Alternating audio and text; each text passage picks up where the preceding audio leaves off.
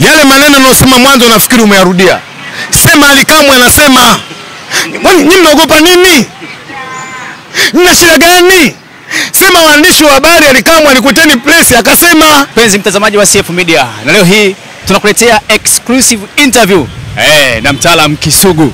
Shabiki kandanda kabisa huyu wa Simba, utapata kila kitu kuhusiana na masuala ya mpira wa miguu hapa Tanzania. Mambo vipi? Mambo mazuri, namshukuru Mungu niko salama na afya njema.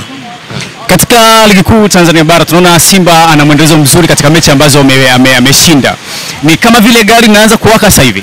Yes, kwetu ni jambo zuri kuona namna ambavyo kila unavyokwenda kwenye ligi ya NBC kwamba unapata matokeo, kwa sababu kikubwa tulichosema kwamba tuna takriban miaka 4 hatujaweza kupata ubingwa wa ligi ya NBC, lakini mwaka huu tumekuja na ubaya ubora season 2 kuhakikisha kwamba Simba tunakusanya mataji. Leo nazungumza nanyi CF Media kwamba tumecheza mechi 3, tumepata point 9. Ni jambo zuri, ni jambo ambalo linaashiria safari yetu inaelekea vizuri, kwa sababu siku zote Waswahili wanasema safari njema inaanza asubuhi. Kwa hiyo leo ukiona namna ambavyo tumecheza mechi 3, tumepata point 9. Magoli ya kufunga 8, tumeruhusu goli 1. Hii maana yake nini? Inaashiria kwamba safari yetu nzuri. Lakini tunapotaka kupata ubingwa, nichukue nafasi hii kupitia CF kuambia mashabiki wa Simba, bado tunahitaji kuendelea kushikamana, tunahitaji kusimama kwenye slogan na nguvu moja ili kuhakikisha kwamba matakwa ya Simba yanakwenda kufanyaje? Yanakwenda kutimia. Mimi naamini ili ukitaka kupata ubingwa, lazima mshirikiane wana Simba. Timu icheze kwa 100%, technical bench ifanye kazi yake kwa 100%, management ya Simba ifanye kazi yake kwa 100%. Sisi bwana mashabiki hatuna wasiwasi, tunakwenda kutekeleza majukumu yetu kwa 100%. Kwa hiyo kikubwa tuendelea kujipanga, tuendelea kusupport team aidha wa Dar es Salaam, nje ya Dar es Salaam, ili kuhakikisha kwamba malengo ya Simba yanakwenda kufanyaje? Yanakwenda kutimia. Na siku zote wana Simba huwa tunaishi sana kwa overconfidence. Tusiishi kwa overconfidence, tuishi kwa confidence. Tukiishi kwa overconfidence, maana yake kana kwamba tutakwenda kupelekea kuona namna ambavyo tayari tumeshakuwa nini? Mabingwa. Hali ya kuwa ubingwa unaopigania. Ligi ni marathon. Ligi ni marathon. Kwa hiyo kikubwa ni waombe mashabiki wa Simba tuendelea kupambana. Nadhani mtani ataweza kukubali wewe uchukue, maana yeye sasa hivi ashajenga confidence ya miaka mingi sana kuchukua, na anaonekana kama hivi amezoea makombe, na wewe na miaka mingi sana bila kuchukua. Kwenye ligi hakuna timu inaweza kukubali mwenzake achukue. Leo usizungumzie mtani tu, zungumzia Azam, Singida Black Star, zungumzia TRA United, kwa kila mmoja anaoshiriki kwenye ligi nia na mazumuni yake kuna namna ambayo anakwenda kuchukua tournament iliyokuwa mbele yake. Lakini Yanga mara ngapi sasa hivi anachukua? Yes, sawa, hakuna mtu anayekataa. Kila mmoja anakubali kuna namna ambavyo amechukua mara 4, amechukuaje? Kwa sababu kwenye football au kwenye maisha wanadamu, Mungu ameumba vitu viwili. Ukimwona mtu ana macho basi ujue ana nini? Ana kisogo. Ukimwona, kwa hiyo kila jambo ameumba wawili. Mungu ameumba haki, Mungu ameumba batili. Alichukuaje? Moja katika mabingwa ambao miaka 4 ukiwazungumzia, ubingwa wao ulikuwa na mambo ya ajabu, si vizuri sana kuyazungumza, ni Dar es Salaam Africans. Ndani ya miaka 4 maajabu gani? Maajabu gani? Wamechukua ubingwa kwa mizongo mingi. Dar es Salaam Africans ndio timu ambayo inaongoza kuchukua ubingwa wa waamuzi wengi kufungia kwenye mechi zao. Kwa hiyo hii tukisema itafika mahala kuna watu watatuchukia, lakini huu ndio. Unaamini hiyo mizongo itaweza kuisha katika msimu huu? Yes, tumejipanga. Sisi kama Simba tumekaa chini. Kila mwanadamu anapojikuta jambo, maana yake ndio kuna muda ambao wewe unaenda kufanyaje? Kujipanga. Kwa hiyo mwaka tumejipanga, tuko vizuri, tuko sawa sawa. Na tunawaambia katika maneno ya Kiingereza anasema Aluto, continue, mapambano yanaendelea.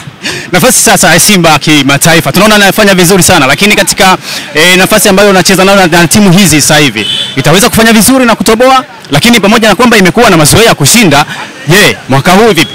Yes, dhamira ndio hiyo. Kuna namna ambavyo tunafanya vizuri katika mashindano na leo shirikisho la soka barani Afrika kwa maana nini? Ya CAF.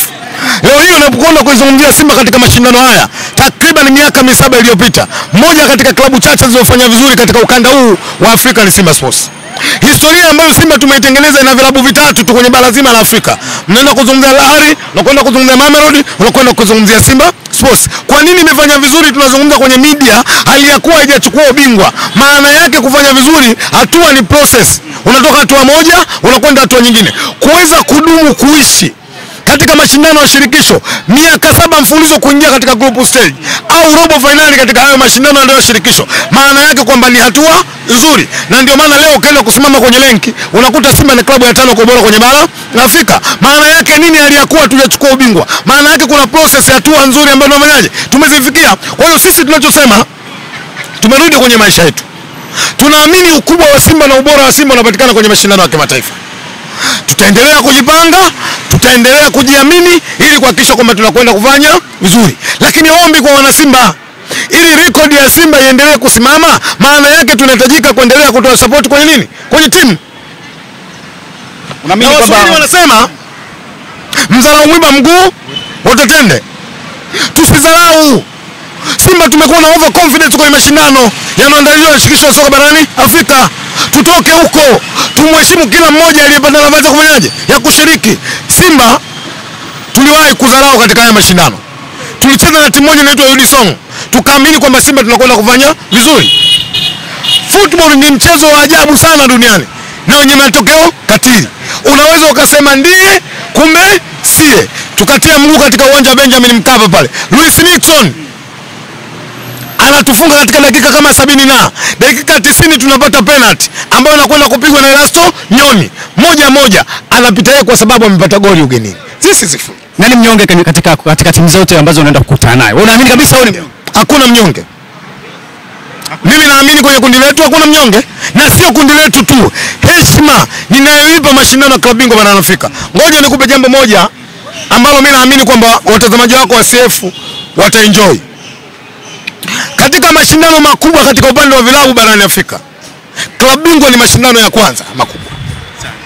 Unaposikia mtu amepata nafasi ya kuja kushiriki katika mashindano ya klabu bingwa, hakufika kwa kupigiwa kura, amefika kwa kupambana au kanuni ndio iliyempeleka pale kutokana na uwezo wake. Kwa hiyo mimi namheshimu kila mmoja aliyepata nafasi ya kushiriki mashindano ya klabu bingwa barani Afrika.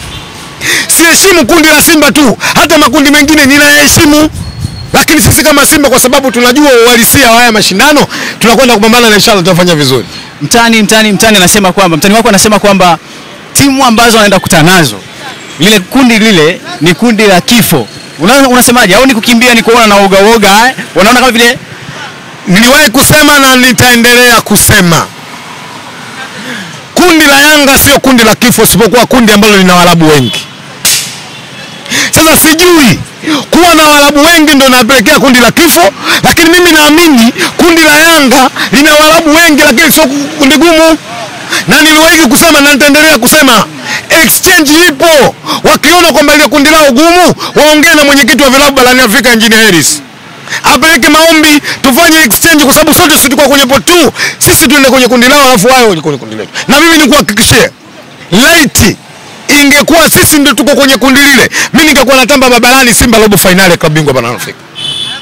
Bwana, hapa Tanzania sasa hivi kuna fununu nyingi sana, kuna misemo inaendelea na wanasema kwamba wachezaji, kuna timu fulani wanadai. Umesikia hiyo? Unajua shida, waandishi wa habari nawapenda sana, marafiki zangu mno, na ndio maana leo watu wa CF Media tunapiga story, watu wanakwenda kupata vitu moto. Shida iliyopo katika hili, sisemi mimi, ninanukuu kwenye Biblia maneno ya Mungu. Mungu aliwaona nyinyi kabla hajawaleta wanadamu kwenye dunia, alisema wale wao waandishi wa habari na Mafarisayo. Na kwa nini Mungu alisema ya maneno? Wewe leo unakuja kuyazilisha, unasema jirani usizunguke, sema umesikia Yanga wanadaiwa. Kwa nini unashindwa kusema hilo? Na ni kweli anadaiwa? Yes, jasiri acha asiri. Hawakuanza leo. Ina maana kwamba wameishiwa. Mmoja katika mchezaji ambaye amekwenda kupata haki yake, Azizi Ndamwile, mdomo huu ndio kwanza kuzungumza, na ndio maana amekwenda kupata haki yake. Na hii kawaida, watani zangu Dar es Salaam Africans wanayo kuwadhulumu wachezaji, na kuna muda mwingine wanakwenda kuwathamini wachezaji wa nje kuliko na wachezaji wazawa, na ndio maana Faisal Salum aliondoka Dar es Salaam Africans. Watu walikuwa wakumuelewa. Sasa tumalizie kwa kusema kwamba Yanga Afrika tunaona wanaanza kukimbia sasa hivi. Wametoka katika uwanja wa Benjamin Mkapa, wanasema mechi zao zote za klabu bingwa wataenda kuchezea Zanzibar. Hii ni kuwakimbia, kuona kwamba ule uwanja ni mgumu sana, nyie ndio mnaumudu Simba. Unajua mimi ni Mzaramo, lakini isitoshe ni mdengereko. Ukinipeleka kwenye Uzaramo nipo, ukinipeleka kwenye mdengereko nipo. Watu wengi Yanga wamesema wamekimbia. Mimi sibebi hili neno la kusema Yanga wamefanyaje, wamekimbia. Walichofanya Yanga, wametuheshimu sisi Simba kwa ukubwa wetu, wakaona namna ambavyo sisi kukaa na wakubwa sehemu moja haistahili.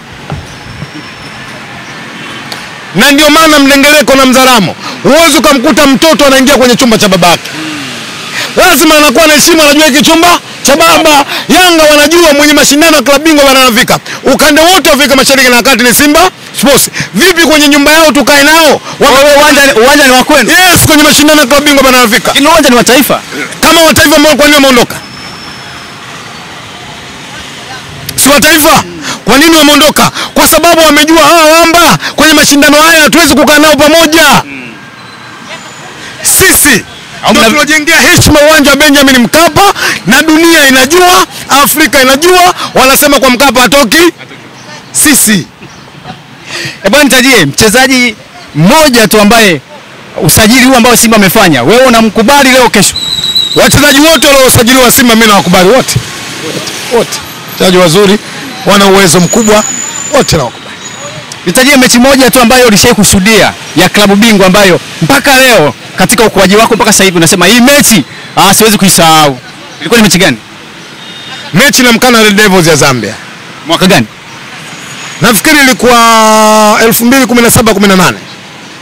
Ile mechi yaani ukinikumbusha kuna muda mwingine natamani kulia. Ile mechi wakati inaisha Zambia, Simba tulipoteza 2-1. Simba tulishinda kwa njia ya penalty ambayo goli lilifungwa na Siza Ramadhan Kichuya. Tukaamini 2-1 ni nyepesi.